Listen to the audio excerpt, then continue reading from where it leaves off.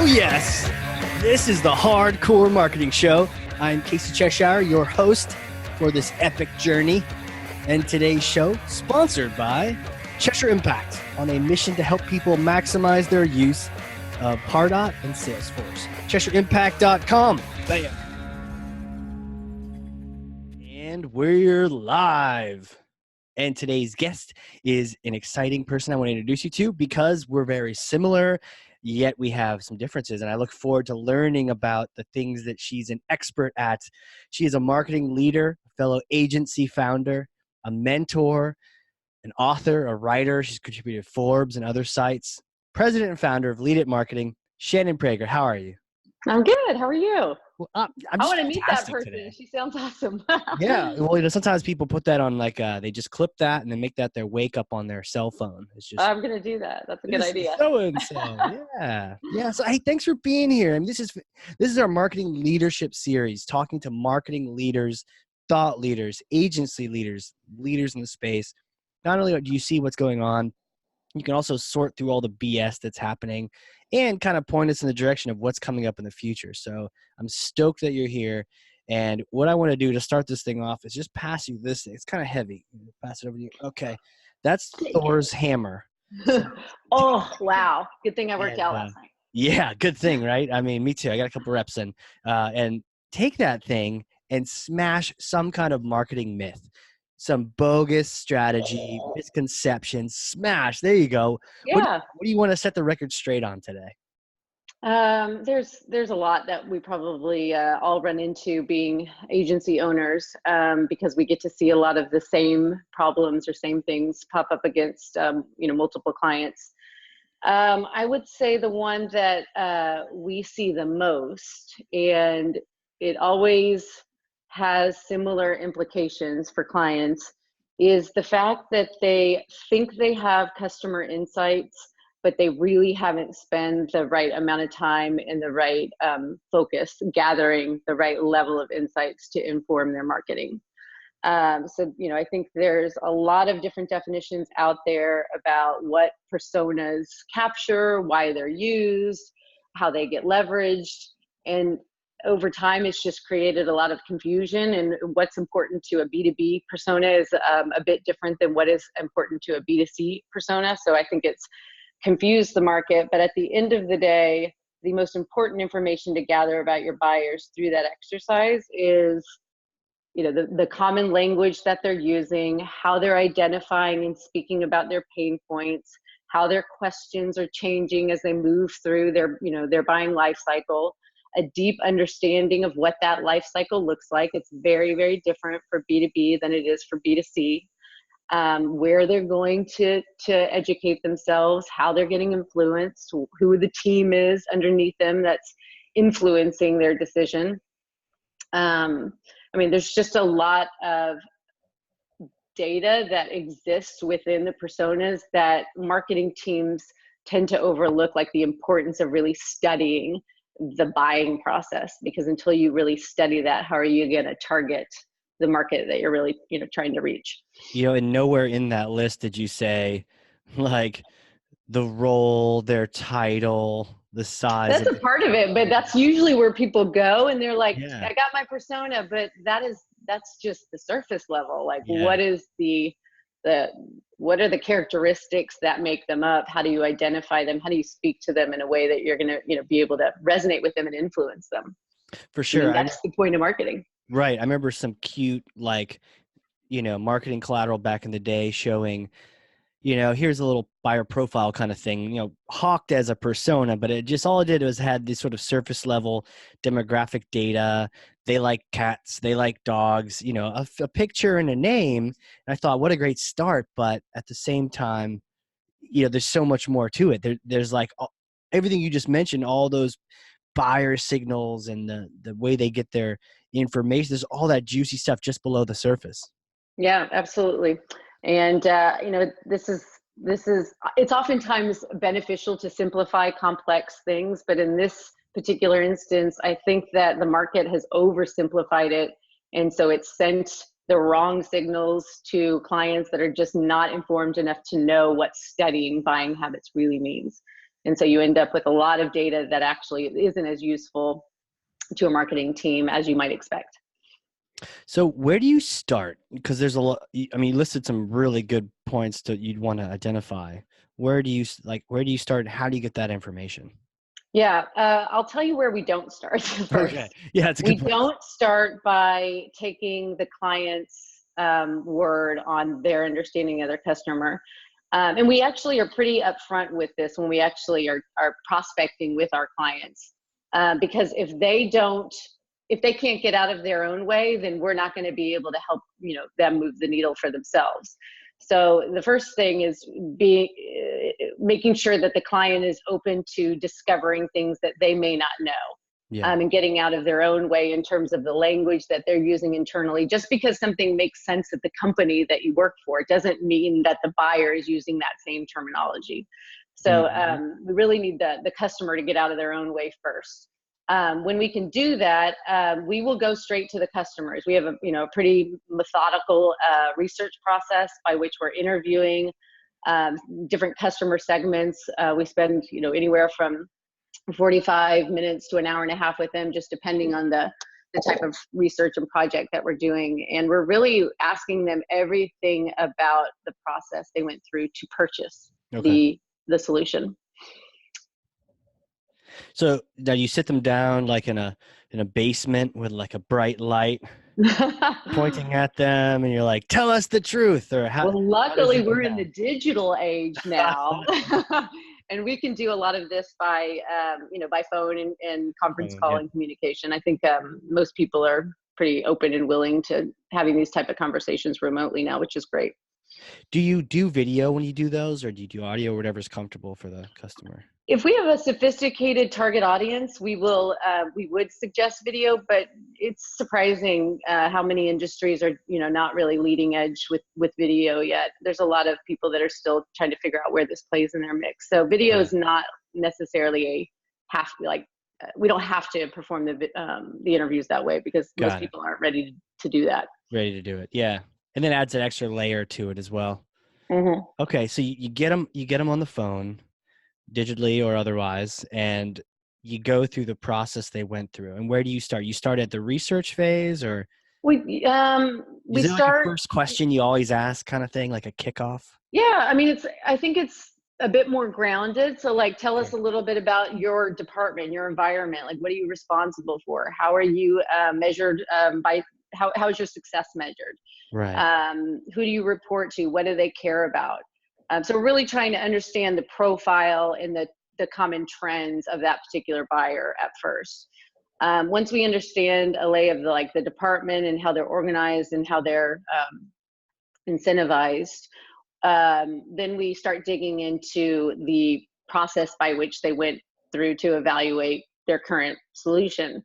So we're looking at things like, what was the trigger? What was going on at the company that even made this a big initiative? Was it something that was driven from the C-suites around, a modernization, trend, or was it driven somewhere else? Like really trying to understand what happened to make this project even pop up.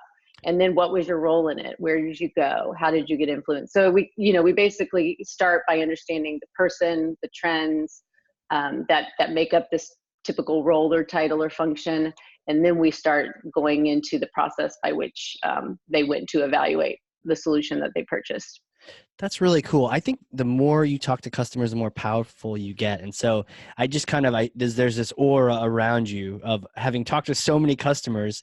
Do you see different trends, and do you see, is there similar surprises that happen to your clients? Maybe I'm curious about the triggers too. Are there certain triggers that people had no idea that was actually the cause? They just thought it was something else. Like what kind of early lessons do you see in this, or what kind of typical triggers do you see? Yeah, so we tend to focus on a few different markets. That's our niche, and I can speak to that a little bit Yeah. later. But at a high level, we tend to go, our target market is B2B tech and B2B Okay. professional services. Yep. Those are the two industries we really specialize in. So for tech, there's definitely some common threads that we see, especially within the IT, like buying teams. They're Yeah. oftentimes working alongside a line of business manager. So the need for the solution is driven by the line of business, but the IT person is there somehow validating the solution. So it's really, really important to understand the dynamic of the buying team, like who's leading who's influencing who. So that's definitely a common factor that we see in the B2B tech buyers. But it changes by market. It also sometimes changes by industry. So we tend to, I never like to assume I know anything. I really try to approach the interviews with an open mind and see where the data, where the interviews, where the answers take me. Because, obviously that's where we find the secret sauce to lie. Right. Like all those biases get in the way. Imagine Right. we have our own just going into these interviews, but for sure the client does, for sure. Absolutely. Yeah. Yeah. So They just know what they know. And sometimes you need to realize what you don't know to get the secret, little secret sauce. right. Right. Okay. And so then all that sort of backstory gets gathered, then, the trigger, what drove this, the understanding the team, the buying team, if there's multiple people involved, and then Yeah. just kind of step through that process of what did you do first and what did you do second, and then Yeah, so we're really asking a lot of the same questions across multiple buyers. So we're trying oh, to get a cool. nice sample size of data. So we're not just talking to one, we're not just talking to two, we're usually talking to segment groups. Once we can get about halfway through the interviews, we usually start seeing the common trends and patterns. So we start hearing common language, we start hearing common triggers, we start hearing common pain points, common channels that they're going to influence. And once we start seeing those trends pop up pretty consistently, we know we've got enough to continue our external market research. So we finish off the interviews, and then we move into what we call competitive research and channel research. Right. So we're looking at all the competitors. We're trying to see how they're messaging themselves. Now that we have a better understanding of the buyers, we can directly map it to what competitors are or are not doing. And that really helps us understand where the areas of opportunity are, and really, maybe where the client might be lagging, but also maybe where they're really doing something unique and different that we need to hold tight to. Right. So it's just as much of a look at what they are doing and an analysis of that as what they're not doing. And then from the competitive research, then we start segueing into the channel research. And channel research I would define as the places that they're going to find information to make their decision, whether that's social channels like LinkedIn or online channels like Tech Target. Yeah. So or analysts, companies like Gartner Group. So we're really trying to round out the whole ecosphere of influences so we can understand where we need to be putting messages or where we don't need to be putting messages. And so that channel research is directly informed from feedback that comes from the interviews from the clients, but it's also directly found from a lot of the research we're doing across the competitive market. Right. So we're pulling that all together. And then once we have all that data, we're manipulating it, we're analyzing it, we're applying, of course, a lot of our experience and using that to make recommendations on how they should develop their marketing strategy. And we consider that the foundation. Don't do any marketing before you spend time on that, because you're gonna waste money. We see clients waste money all the time because they skip or try to go through this step too quickly. Mm-hmm. Well, I've noticed this too, because it wasn't until maybe a couple of years ago when I started talking to people, interviewing people. Doing it right involves this step. It's a note. You got to do it. Why do you think people don't really give it the time they should? Is it just a lack of knowledge, or where does it come from? I think it depends on the size of the company. So I think for the SMB market, it's definitely a lack of knowledge. It's like you think you know your customer, you're so focused on, your business and trying to scale that you actually just don't value and or realize what you don't know. I feel like that is the scenario we run into 80% of the time. There's always the 20% outliers, of course. And then for the large companies, sometimes it's a lack of not knowing what all the departments need in order to pull from personas. And so they tend to focus on the research with only one need in mind and not really rounding out the needs of everybody. Sometimes it can be just trying to get something too quick and checking a box. because of just, the complicated and slow nature of some of the larger enterprises out there. And, their marketing departments are huge and things can take a while. So they just tend to want to move fast and cut corners. Yeah, that size can affect things in terms of whether you have the resources or the knowledge or even the access to be able to talk to the customers Right. after the fact. Are there any And they channels also sometimes don't even know what to ask. That's the That's other true. thing. Like, Oh, that's true. you really have to be a good listener and a good question asker to be good at this part of marketing. Is that something you can advise us on how to be a good question asker, or is that just sort of like innate in your abilities? So it's definitely something that I think is a gift that has to be developed. I'm not sure I could articulate how to get the gift Yeah. yet, but it's something I'm really pushing myself on because from a scalability standpoint, you have to be able to train people to listen for these Right. openings, and so it's there is a secret method to it, but I can't quite tell you what it is. That's right. It's like that secret ingredient in Coca-Cola. It's just there. Yeah, it is. Or Dr. Pepper. I'll take a Dr. Pepper. It's a lot about being curious and just wanting to dig in further to round out really the whole experience. I like that you added that word. That really seems like the word, curious. And it's almost like you can't necessarily make someone curious. I mean, I guess you could. For $100, you need to be curious about water lilies. And you're like, oh, I think I could do that for $100. But yeah, but like you're on a call with someone, they're selling some IT software, some kind of weird tech thing. You're not the end customer, but there's that curiosity of understanding, it's a real person going through a process and what's affecting them. So I could see that. That's cool. I'd be interested to keep touching and see as you sort of like articulate those finer points of how to be curious and question. It sounds like this is definitely a strength of you and also your group, is to get to the, maybe not that surface level answer, but what's the second answer, the third, and the why. Yeah, I mean, usually sometimes people will give you an answer, and again, I guess I'm maybe elaborating and just pushing me to explain it a little bit further, but oftentimes we will get answers from clients, but it is not really answering the real question. And so you have to be thoughtful about coming back to the same question to really get to the heart of what you're asking. And because they haven't thought of it or articulated it before. They haven't, who's been told to articulate their buying process and what they went through. Sure. Nobody. So you really have to make sure that you're asking the question in a few different ways until you feel like you've got the solid answer that you could articulate back to them. And oftentimes I do.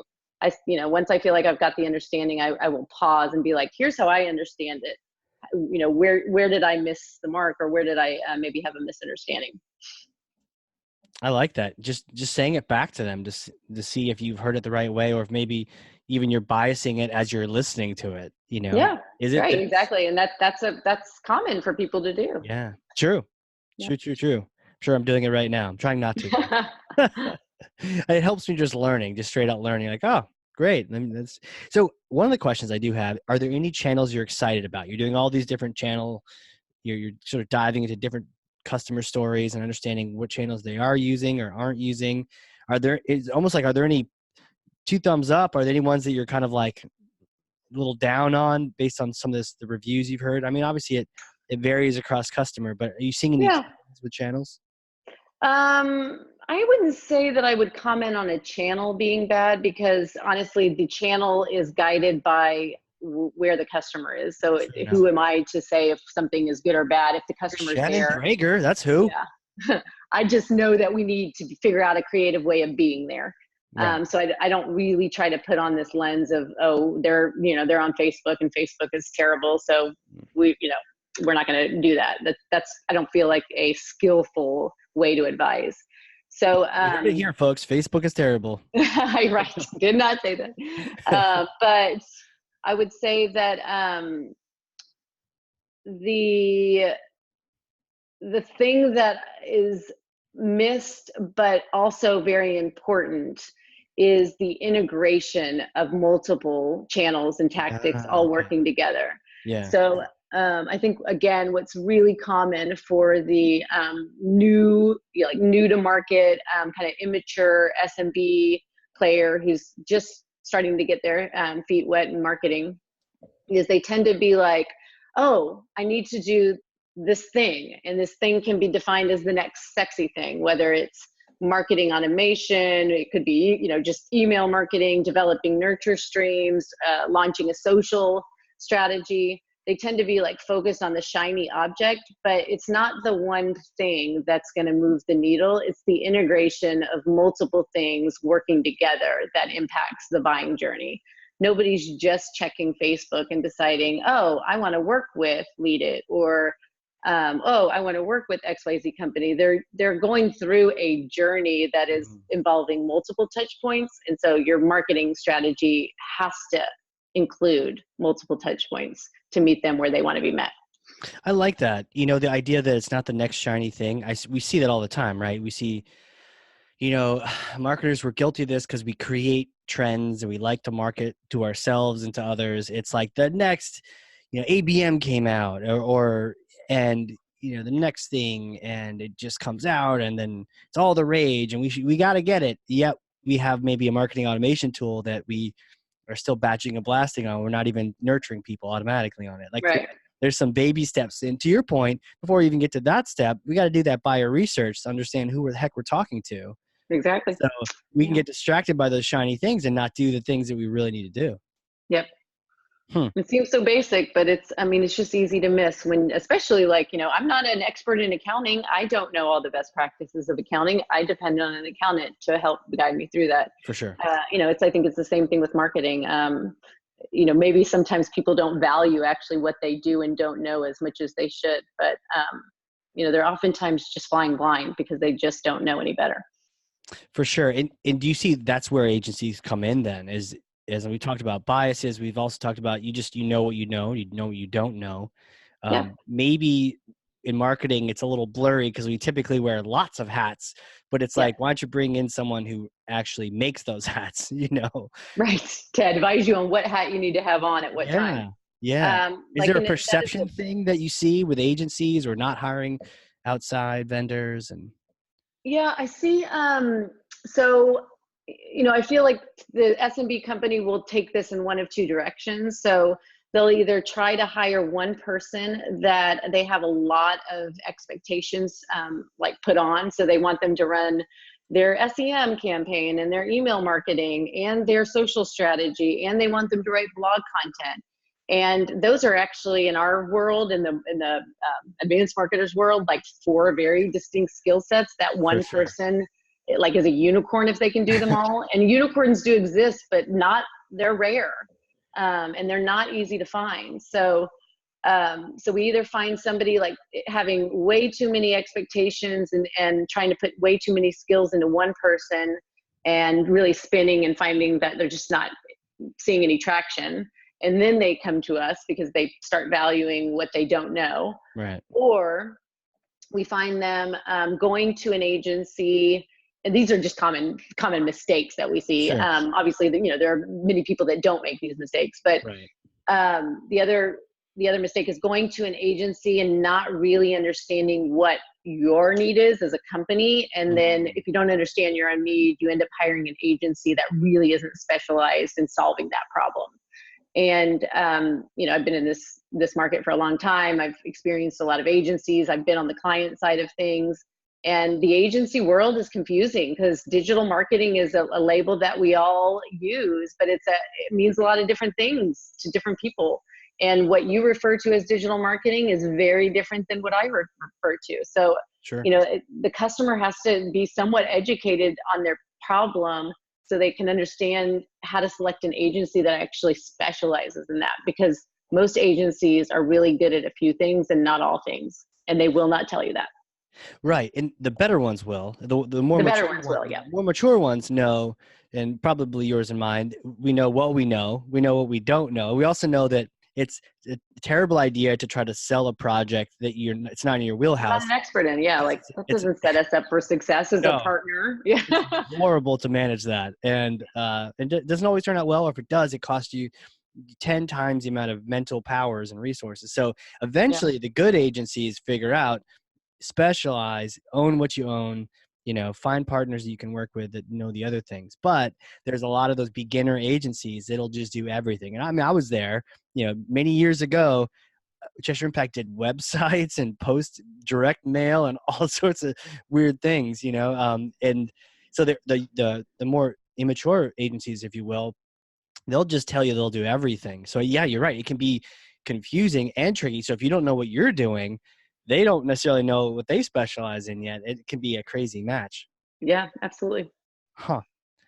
Any tips for picking a good, or how do you get educated if you don't know that particular thing other than listen to the Hardcore Marketing Show? Yeah, it's true. So I guess I'll lean into my own advice when I'm trying to learn something that is new to me. I tend to study it and just try to educate myself around it. So it's very common for me when I'm learning, something that is new, or I'm trying to just advance my skill set on something. Podcasts are a frequent source of knowledge for me, or learning. I read a lot of articles. I tend to follow, like, if I'm my particular passion projects are around like leadership development and personal growth. So lots of books around that topic, obviously lots of podcasts around that topic, and lots of external reading. Plus I join leadership development courses. So I'm always really trying to round out a skill set that I feel like I need to build. Right. So you can do that in a variety of different ways, whether it's reading. I have one friend of mine that actually is like we share business ideas. Okay, cool. And we have such a good friendship that he uses his time with me sometimes to just bounce ideas off and let me coach him. So I think that that's a smart way of finding a friend and or a resource to help guide you through it that you're not going to be doing business with, that doesn't care about trying to win your business. Somebody that will be more of that advisor to help you work through some of the details. Yeah. And then there was one other thing that came to mind around researching, but I think being able to understand what your pain is and then map your pain around what that solution needs to look like. So if you're trying to fill in a particular gap within email marketing, that is one solution. If you're trying to develop a more strategic marketing plan because you have been struggling with performance in the past, that is another type of solution. So understand what your problem is, and then make sure that your interview questions, your whole process of evaluating the vendors is surrounded around that problem.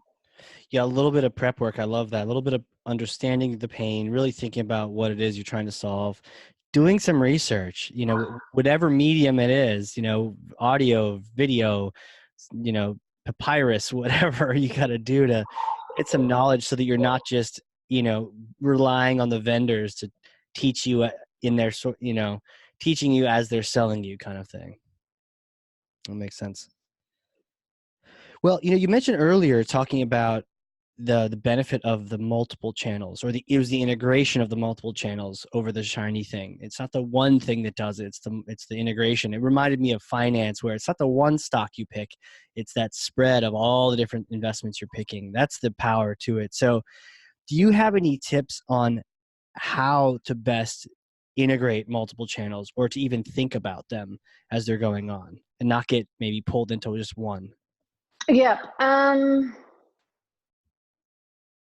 So I think the best way to think about it is honestly not to do it. Never is one channel just going to be the answer. It's never going to be the answer. Right. So if you're only doing one channel, you're missing an opportunity. It's not to say that it may not be benefiting you, but it may not be benefiting you in the most effective way. So that's, I think, rule number one. Okay. And then in terms of integrating it, they're all so highly interconnected. So again, our niche is B2B tech, B2B professional services, but within that space, demand gen. Demand gen is comprised of a few key areas. I would define them as number one, understanding your customer. So having deep customer insights, understanding what you know about them, how they buy, language they speak in, pains everything about that process. Next one would be how do you relate to them? And that is around a content strategy. how do you reach them and speak to them and add value at different points of the buying life cycle? In the awareness stage, they're asking pain-based questions. In the consideration, they're asking solution-based questions. In the purchase, they're asking vendor-based questions. So if you don't understand how to relate to people in each of those stages, you're never going to have you're never going to have any success developing campaigns that convert, because you don't speak their language. What were those stages again? So awareness, they're thinking what, pain-based? And awareness, they're thinking pain-based. Like if you think about Google search terms, and somebody is dealing with a sickness and they're in the awareness stage, they are going to be Googling pains, fever, chills, cold, like cold all over, achy body. When they move into consideration, those questions change. And now they're actually starting to realize, oh, these pains are actually indicative of either a cold or a flu. So what's the difference between a cold and a flu? So now the question is shifted to a solution-based question. And then as they move into purchase, take that same scenario, now they're trying to understand, they've self-diagnosed that they have the flu and they're trying to solve the problem with the flu. So do I go homeopathic? Do I go on Tamiflu? They're actually looking at the actual solutions to solve the problem. Right. So if you don't understand, and that comes from the customer insight, if you don't understand that, how can you develop a content strategy to reach them and pull them in? And if you don't understand that, how can you reach a channel strategy or communication strategy to put your messages where they are? And if you don't understand that, how are you going to create digital campaigns that guide them through the whole journey? So I think that that's probably the simplest way of understanding why those customer insights like intersect, because it's going to tell us where to go, what to say, and how to separate you from the pack. But you have to know the customer in order to do that. Got it. I think that's the strongest case I've ever heard in terms of you've got to do that work. So let's say we've done that work. How do you best leverage it? I mean, there's like probably 1,000 things you'd love to do. Then, is there any priorities you have in terms of, okay, you've done this research. What's the next step from the research? So what's typical for us is that with the SMB buyer, again, that's our target market.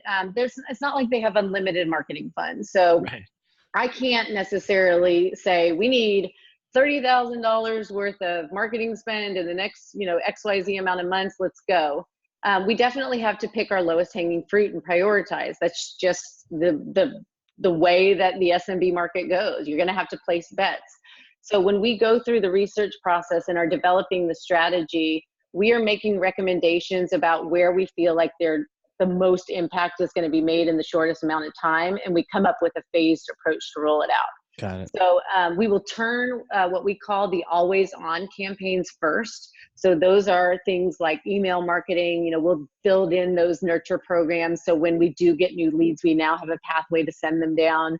We'll build out the social strategy. So if somebody comes and checks your LinkedIn profile, that they see active communications that are grounded in what you care about and what you want your brand to stand for. We will launch and kind of re-strategize maybe the web experience if it's not done with persona pass or with segmentation strategies in mind. So we try to get the foundational things first in those always on campaigns. And once we can operationalize those, then we're phasing in what I would call more of those campaign level projects or programs. So this is where we might focus on a referral program first. If we find that a huge source of lead drivers are people referring other people to business, we might launch an SEM strategy. If we find that people are looking on Google AdWords and doing a lot of competitive research on Google AdWords. So we're listening to them and then making recommendations on where we feel they're going based on short list of priorities and what's going to make the biggest impact, because they can't ever do everything at once just from budgetary constraints. And that's a pretty common scenario we run into within the SMB. Right. And that makes sense. And I love that phrase, pick the low hanging fruit, prioritize. Just figure out what has to come first, and then the always on first, so that it's continuing. You got something to like touch the leads when you do start getting the engine moving. Yep. Yeah, it's like a little Roomba robot cleaning the. Do you have one of those? Have you ever seen those? I do. Yes. You have one? I haven't used it in a while, but we do have one. Do they work? It's been a while, It's like been a while. 2 houses ago. I mean, it's great when you have pets and dog hair. So, Right, pets and dog hair. but Yeah. it doesn't quite give me like the level of cleaning that I want on a I regular basis. agree. Yeah, I hear there's one that mops too. I haven't used that one. So That might be nice. I mean, this is fantastic information. I think this is key because we're laying the foundation for people, and also even talking about how you can then work with agencies and also evaluate them so you get the right one. My question at this point is like, who are you? Where did you come from? How did you become this agency founder and marketing leader and contributor and all these things? Like, take us back to like little Shannon days. Little Shannon days. So, I would say that I've had marketing in my blood for many, many years. My dad was an advertising executive at several large advertising agencies that are based in Dallas, but also global. So, I mean, at the age of 4 and 5, I remember learning about commercials and how to influence people through messages and sounds and colors and music and emotions. We were always evaluating different commercials. And so there's a level of me, like I'm always naturally analyzing that because it's always just been a part of my childhood. Right. My dad, was always looking at commercials in like almost as a hobby. So that definitely, I think, grounded me in really loving to understand I love studying people. Would he bring commercials home? Uh, Or he'd point out I like don't know if I study remember them like on TV video or cassettes, but I'm sure he did actually. I mean, some of his accounts at the time were like American Airlines and J.C. Penney and yeah. Texas Tourism's, and I guess he did because I remember looking at these commercials and really like analyzing them with him. Wow. How old do you Yeah, think you were at the time when that was going like on? 4. I mean, I would lay in Wow. his lap and we would just be looking at the TV and just talking about different things, and it just was part of my life from the very beginning. So that's definitely a huge, I think, factor. The other thing is my mom's an entrepreneur. Mm. At some point, she owned 3 different businesses. So I definitely feel like there's a mix of like this entrepreneurial spirit that I got from her, and this drive to always kind of want to be creating my own thing. But then this studying of people and understanding how to influence people through really interesting ways that I got from my dad, and I just married them together, and here you go.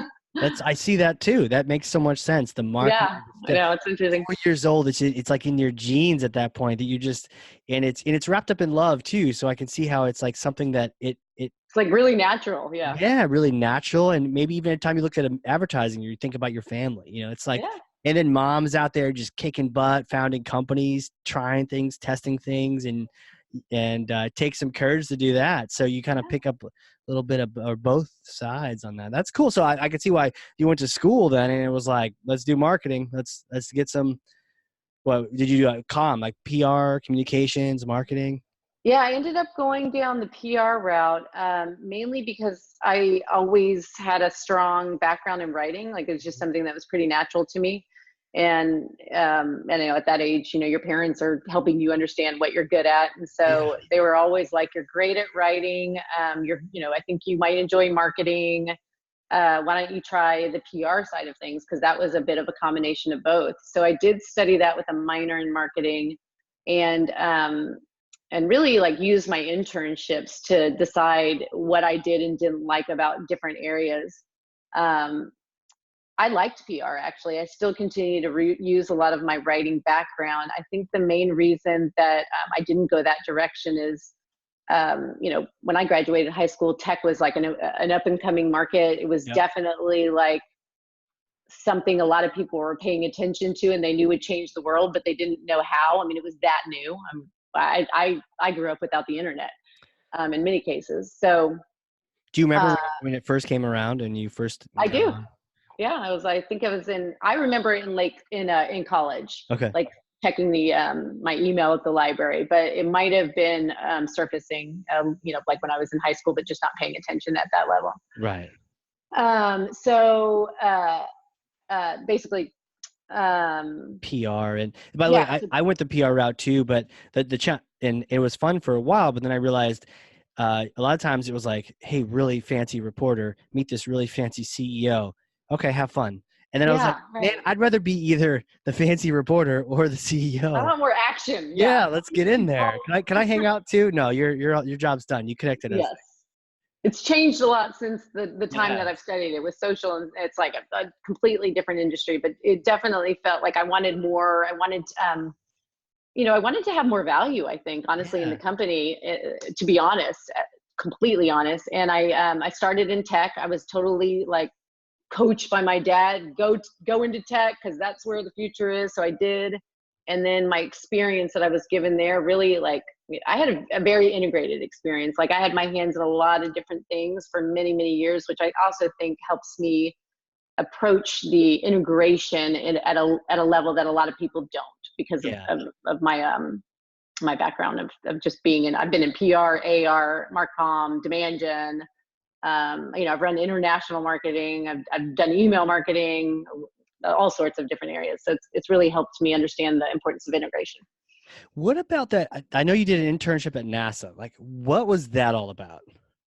Yeah, so that was a little bit of me trying the PR side of things and then the marketing side of things, as a way of trying to filter out what was important to me. So in the summer that I did those interns, I actually did 2 interns, and I was working full time the summer and driving halfway across Houston. But I did half my internship at a PR agency, like in the first part of the day, and then I would drive over to on the outskirts of Galveston and do NASA for the second part of the day. And Wow. NASA was really focused on more marketing. We were focused on their what they call the Space Center of Houston, which is their Okay. visitor center. Hmm. And so radio, different radio ads, sponsorship, Wow. all that kind of Yeah. stuff. And then on the PR side, it was at that time, it was 20, 25 plus years ago, but building media lists, working on pitches, building target target influencers, etc. Did you So have to clip newspaper and magazine things and put them on white paper? Did you ever have to do that? Tape I them think on? I think I have forgotten about doing that, Okay. but yes, it does ring a vague I bell. remember like, hey, internship at a great PR company, and then it's like, okay, here's a magazine article. So cut out the headline, put it here, the body, put it here. You tape it all on there, then you photocopy it. And I Yeah. did that for like you're Wow, I hanging out with forgot a about photocopy machine for like an hour or so. that. Yeah. That's cool. So NASA, I was gonna say, not everyone gets to play with rockets, but it sounds like you got a chance to play with the radio and all sorts of different Yeah, it channels. was a great experience. Absolutely amazing. So fun Very stuff. cool. Yeah. And no, you didn't hop in a rocket, on a plane. No, but I got to meet lots of Did astronauts you at the really? time. And yeah, That's cool. absolutely. That's Yeah. really cool. So if you were to look back on your marketing career now, let's say we put you in a time machine and you went back and you just got out of school, like what kind of advice would you give yourself at the beginning of your marketing career? Um, I would say that I have been really, like, I'm not one to dwell on the way things happened. I feel like so many things happen for a reason. So learn from them Yeah. and don't have regrets. So a lot of my advice is going to be not grounded in like doing something different, but maybe leaning into something that I have realized later in life is super important. So I think the first one is that I wish I would have known at an earlier age to use my weaknesses, Mm. that maybe I've been ashamed of, or hid for many, many years of my life, to really help grow your strengths. Once you can embrace them and understand like that they're actually maybe not weaknesses, that they put you in a unique position. I think that has been a game changer for me. Wow. Have an Um, example of that? Because that sounds like a really powerful thought to develop. Is it like I'm not Um, good at writing, so embrace the other side, or yeah, so there's been a lot of these. So I want to keep, yeah, I could go deep and I could go a higher level. So I'll try to not go go deep. too deep.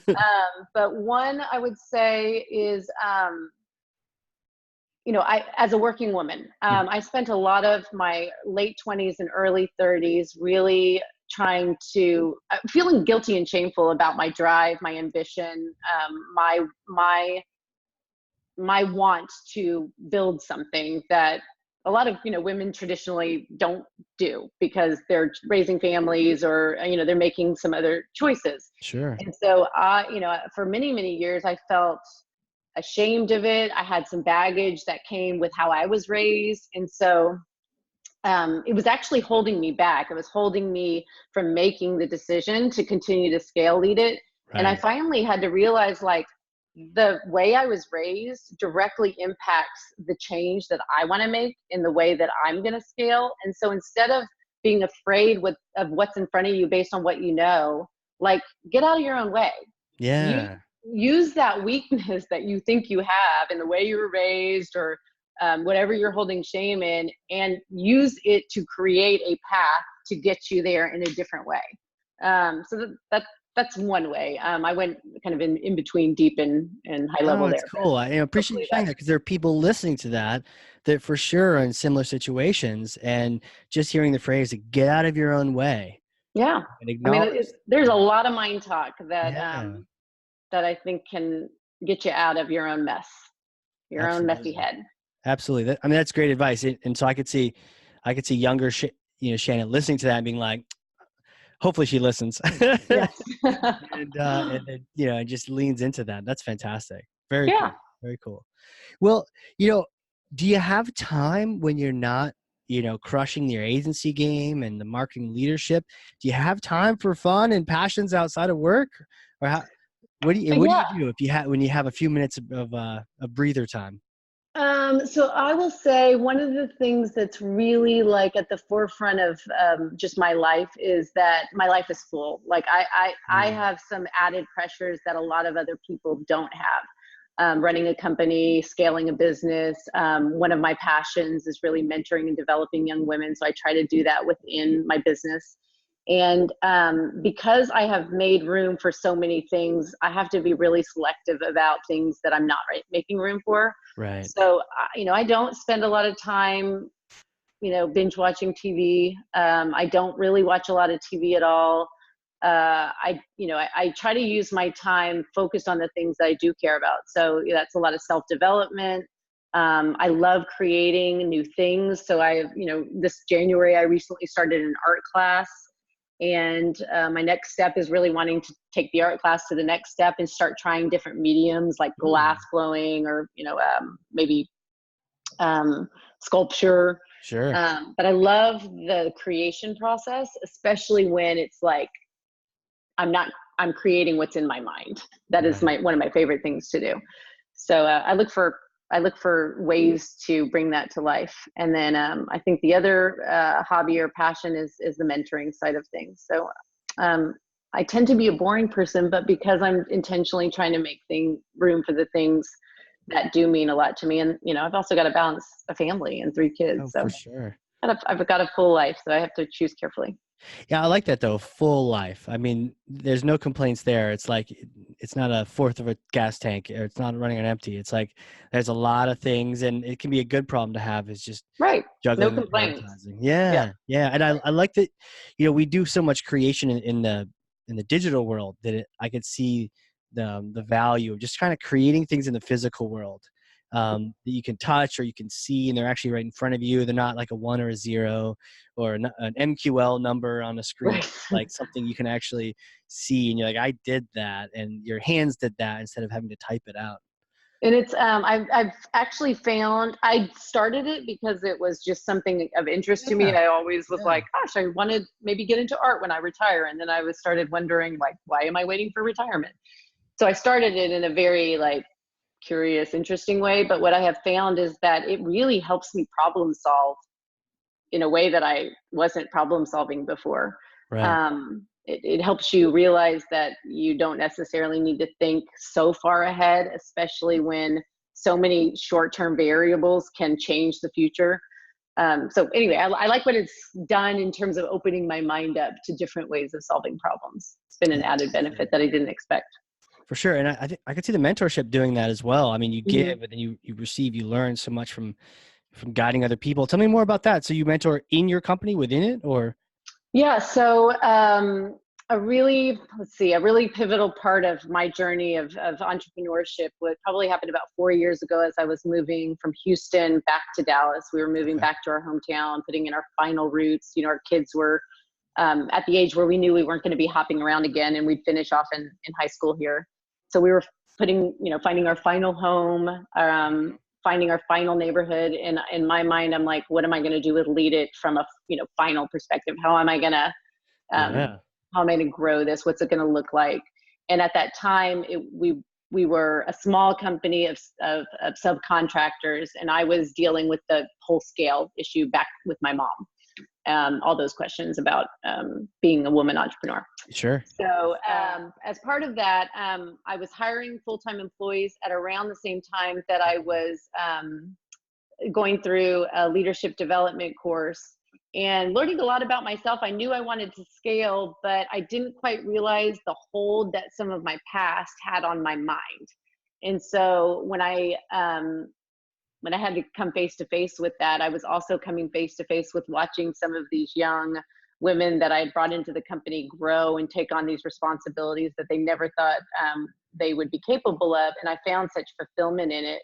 Right. And what I really realized is I needed this company to be more than just about making money, because of the pull that it has on me from a family perspective, from my kids. Like, it's really hard for me, and this is just a me thing. This is not, I'm not suggesting that everybody would feel this way, but for me, it's very hard for me to just focus on a business for money that doesn't have a greater impact, and also feel like I'm making a sacrifice with my children. I just needed it to be about more. I wanted my children to know that this business is about more.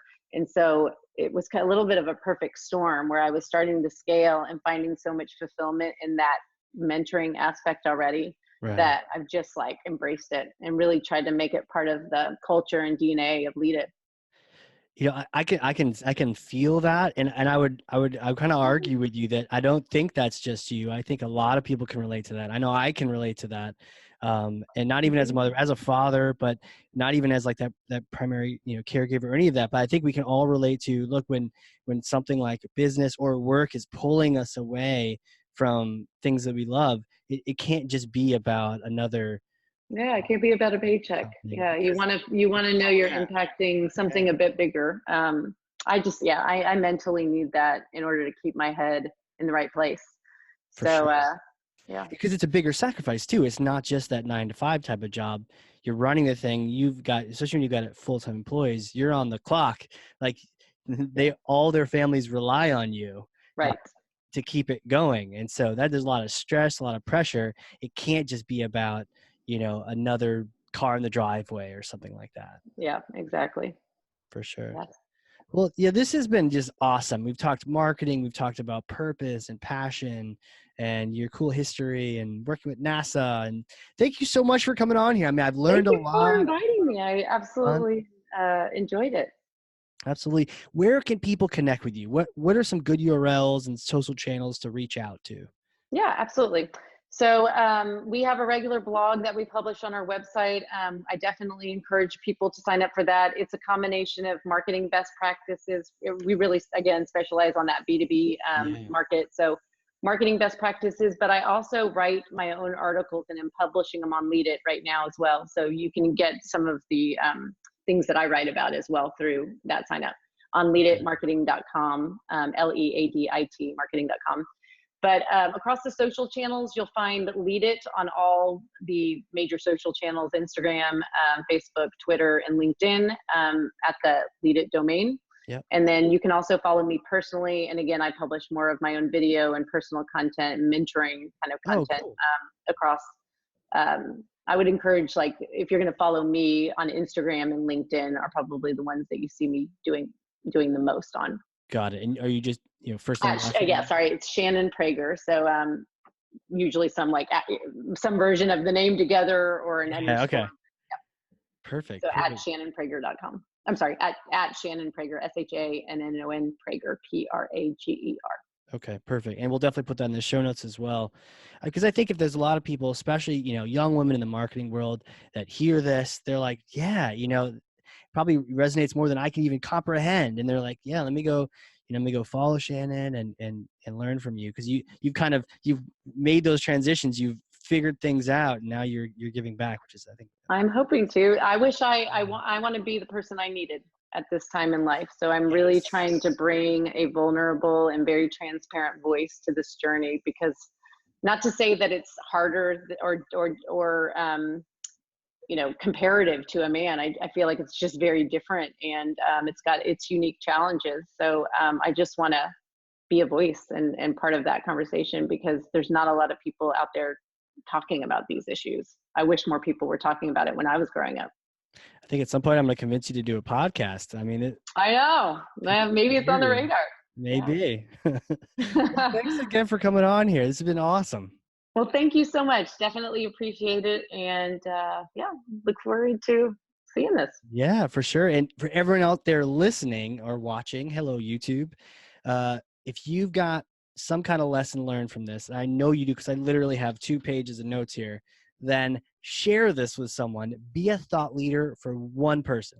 Just like pick a person that should benefit from this. It could be someone who's developing their career and needs to hear the latter part of this, or maybe it's a marketer who skipped ahead to the shiny thing and they need a little work on understanding their buyer.